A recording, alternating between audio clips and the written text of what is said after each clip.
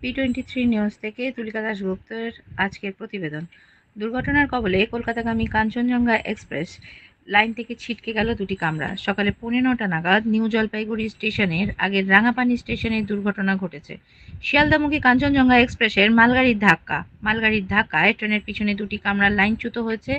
Line থেকে বেরিয়ে উল্টে গিয়েছে কাঞ্চনজঙ্ঘা এক্সপ্রেসের দুটি কামরা।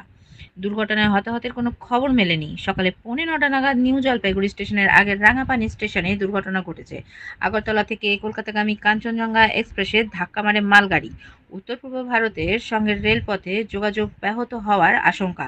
শিয়ালদামুখী কাঞ্চনজঙ্ঘা এক্সপ্রেসের রাঙাপানির কাছে ভয়াবহ ট্রেনের দুর্ঘটনা, কাঞ্চনজঙ্ঘা এক্সপ্রেস ও মালগাড়ির সংঘর্ষ।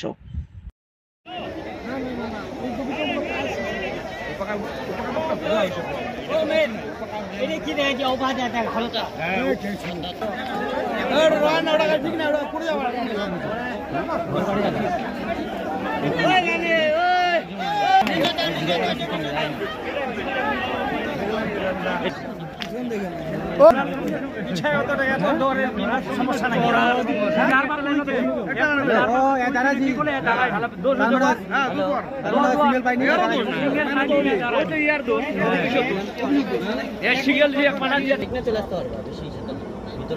একদম রাঙাপানি রেলগেট পার করে 2 কিলোমিটার। তুই একটা দেখ এখান থেকে কোনো গাড়ি খুব কম্প্রোমাইজ করা যায় কিনা। 5,000-7,000 লাগে।